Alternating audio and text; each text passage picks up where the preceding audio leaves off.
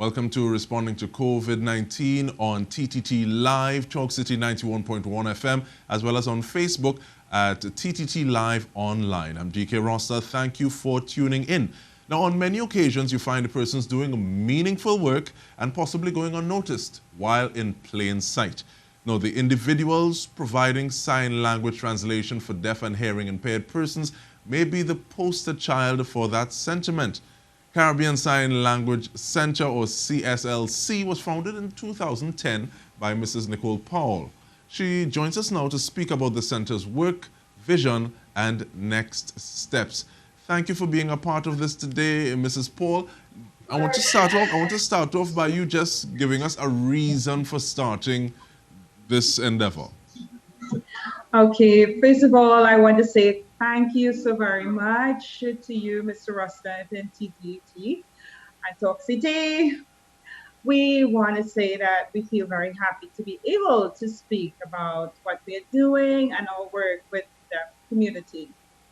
Now, what started it all? You have to go way back, at least 25 years, because I had a deaf friend. He was my neighbor. I grew up with this deaf youth. And what I noticed almost immediately, really quickly, is that we were kids together. I am 2 years older than he is that he's just as smart, just as brainy, just as clever as any other child my age. In fact, he used to whip me when we played games like Chicky Pets and Drafts. He would win many times. Right?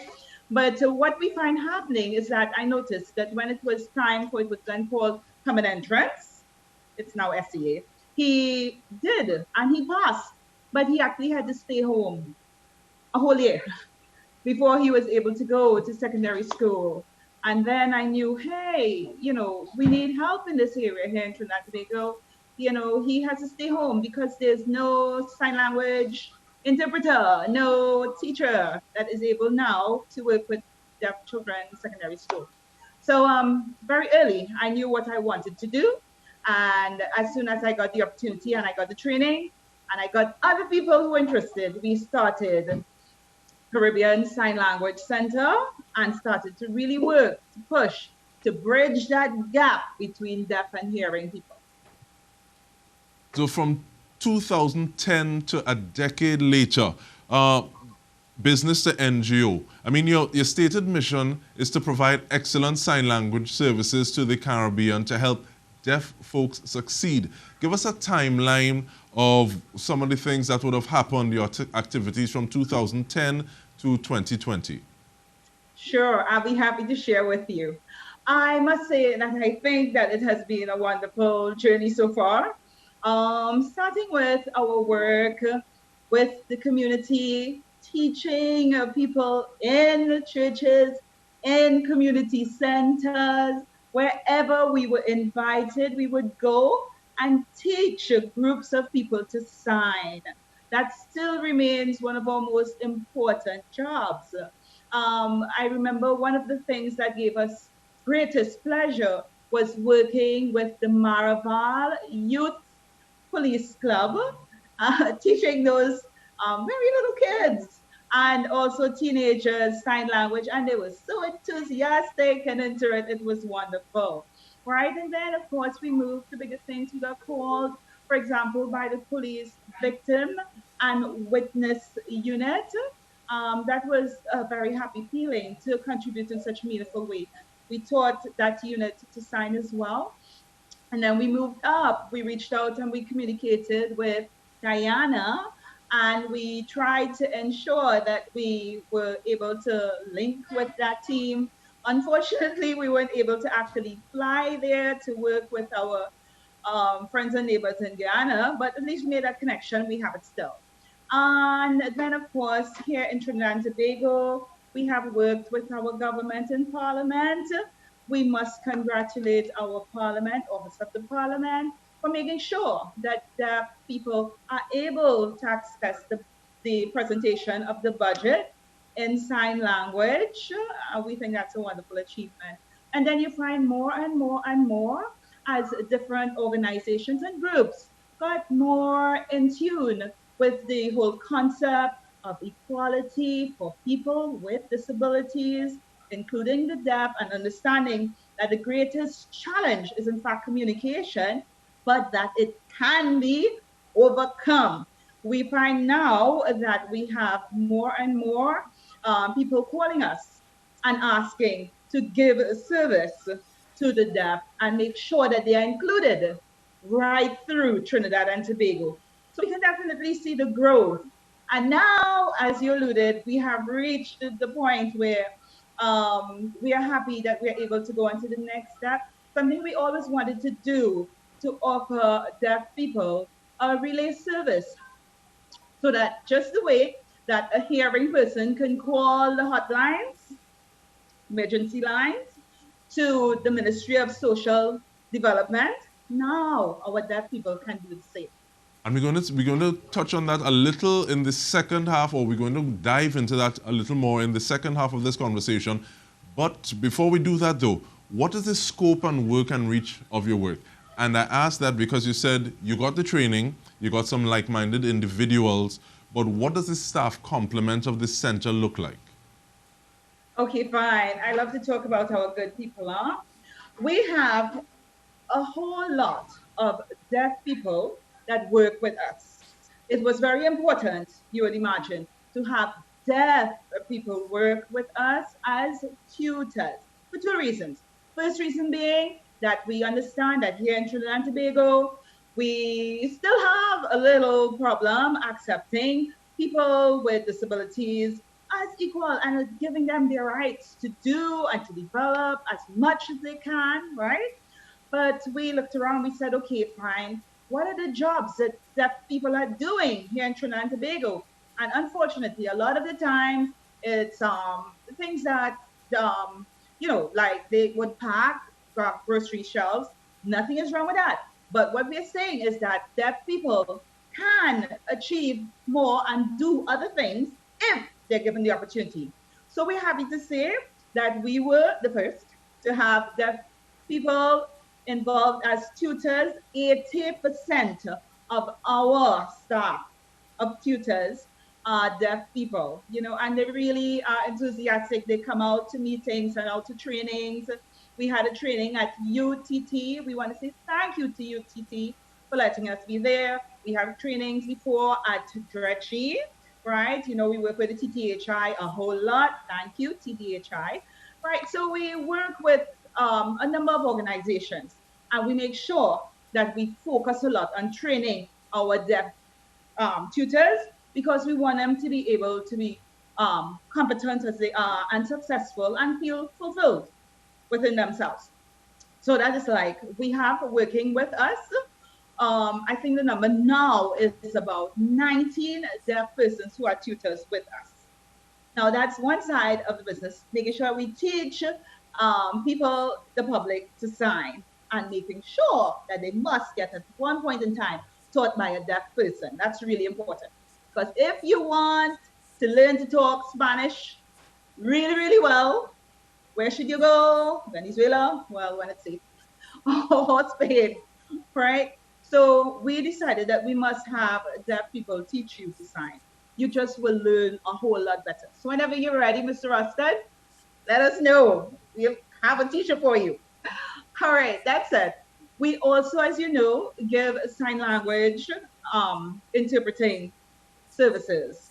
And we try always to make sure that we match the needs of the client with the interpreter that we provide.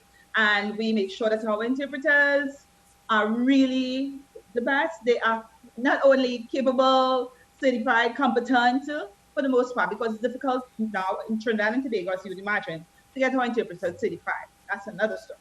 But we make sure that we get a number of persons who are really interested in what they do, and they must be people. And we're going to continue speaking about that level of interest and matching the best persons to the best people. But we do that after the break. This is Responding to COVID-19 on TTT, Talk City 91.1 FM, and on Facebook at TTT Live Online. We are speaking with Mrs. Nicole Paul of the Caribbean Sign Language Center. Stay with us because I want to learn how to sign a little more than D-I-K-E. Stay with us. We'll be back with more.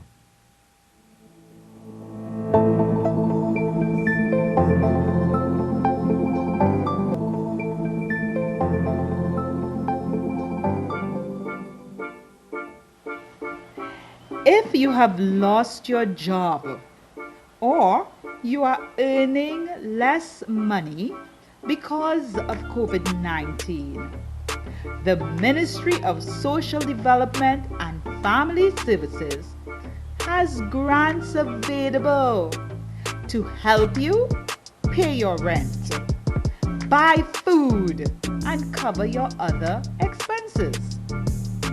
WhatsApp Caribbean Sign Language Center on 340-2752 during work hours, Monday to Friday. And an interpreter will call the ministry hotline and interpret for you. This interpreting service is available until the 18th of August. So you need to contact Caribbean Sign Language Center as soon as possible to get help.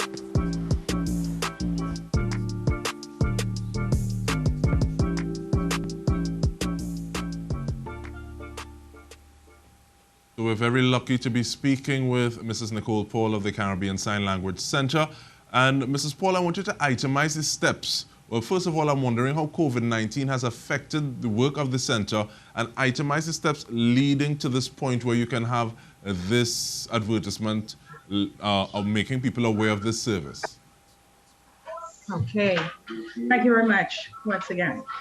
Now, when COVID-19 started, it was a major interruption for us in terms of, like everybody else, you have your plans, you have your classes organized, you know what you want to do, right?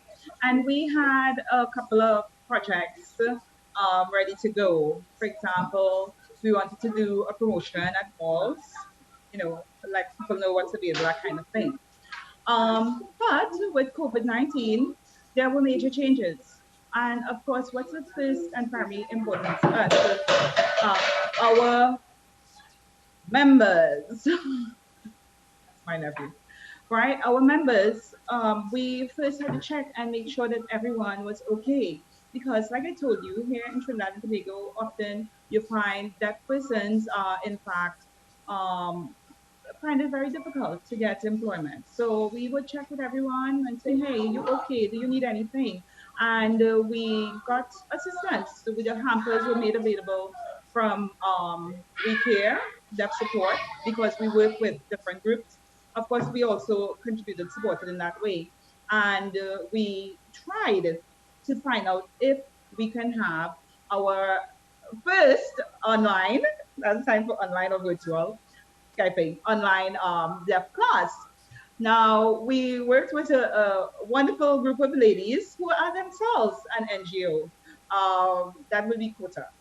They wanted to have sign language, and we said, okay, we'll try with you first. We'll have our online sign language class. But unfortunately, even though we have a really, really good teacher, and the ladies were, yeah, let's try this. They found it a bit of a challenge, when they were using Zoom. The windows were kind of tiny to see everyone in the class. And they said, listen, we'll wait until, COVID is over, and then we'll have our class as usual. So that's what happened to that particular experiment. However, we were not, kind of idle. As you know, we were very busy. That's how we actually got to meet you, because we were working assiduously with the Ministry of Social Development, the Ministry of Health, and of course, our organization that supports us, which is TAHI, TTAHI. And we were providing the deaf all the time with the updates, all the information from the Prime Minister, from the Minister of Health, This was very, very important work, and we were very happy to be involved. And, you know, the reports we got back from the deaf community, they were happy that it was there. They would talk about things that they needed changed or tweaked a little bit to make it better, whether it was the color behind, whether it was the lighting, that kind of thing. And, you know, I am very happy to say TTT always tried to accommodate and fix any problems and make it better, right? And so we progressed like that. And then we said, listen, we're hearing all the time on all the news, all the presentations, call the hotline, call the hotline, call the emergency line. What about the deaf? They can't do that kind of call. You know, we need to have something put in place. So immediately we wrote to the Ministry of Social Development and Proudness. And we're happy to say that Permanent Secretary, Ms. Jacinta Bailey Sobers, she responded. She said, listen, right now, you know, we have so much on our plate. It's going to be a little bit difficult to actually work straight with you with this. But she handed us over to the UN. And the UN, as you know, that organization cares, works with any groups that may be perhaps a bit more vulnerable, people with disabilities. And they were interested and they said, yes, they would support this project. And that is how now, as of this week, it's the first week, it is born. So, and we have already had a response. I could read your response from a deaf person that sent in, and you know, what she's saying is that, listen, I'm really worried. I have no job. My babies need to get water, clean water. There's no water in the pipe. I have no money. I'm really poor. Can you help? You know, so I text the group of interpreters that are working on this particular project, and I said, listen, we are doing really important work. We have to, you know, relay the call for this particular lady, engage her today, find out what she really wants, and talk with the ministry, you know. So it's starting even before we start. Because I'm grateful that it's starting. But in about the 2 minutes that we have remaining, I'm wondering what type of sign language, is there a specific sign language that you use? Also, while you have been on set dealing with the Ministry of Health pressers, from time to time we've seen the inclusion of actual members of the hearing impaired community. Some people may say that, well, if we bring 3 people instead of 2, that will cost more money. But it seems as though you all are operating from a different bottom line. What is the significance of including people who are actually hearing impaired or deaf in occasions like those Ministry of Health pressers? Thank you so much for that question. It's really important that we get this across. Now, people always really do think about the bottom line, right? How much is it going to cost us? But understand, we as an NGO, we are thinking about more than that. We were introduced to the concept of using the deaf interpreter in the year 2011 when we did our training with RID, that is the Registry of Interpreters for the Deaf in the US. That's their big parent organization, right? So we brought down 2 professors here and they were our trainers. Now they said, listen, you have to understand that deaf people need to be involved in this process and they can actually change and improve the message, because remember, sign language is their language. And referring to the question you asked, here in Trinidad and Tobago and in other countries, every country tends to have their own sign language.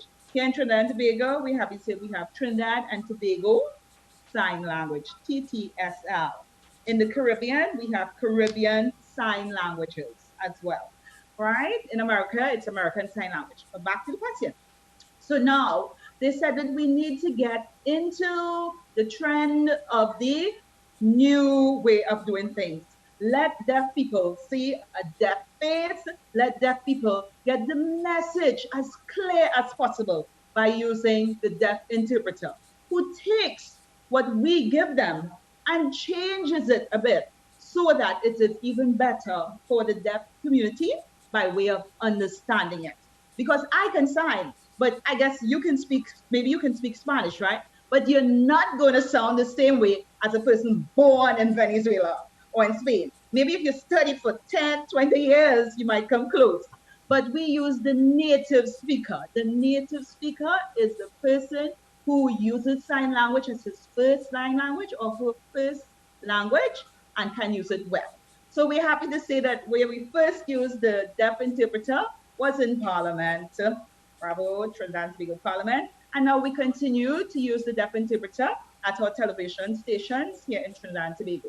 And we want to thank you so much. Our time has ended, but at the same time, the next time we see someone signing, hopefully we have a lot more context to work with. Reminding you of the numbers tuning in, 377-3863. And the email address is Caribbean Sign Language Center, and that center is tre@gmail.com. Thank you so much, Mrs. Nicole Paul of the Caribbean Sign Language Center. And this has been responding to COVID. Yes, we say thank you. And this has been responding to COVID on TTT, Talk City 91.1 FM, and on Facebook at TTT Live Online. I'm DK Roster. Enjoy the rest of your day.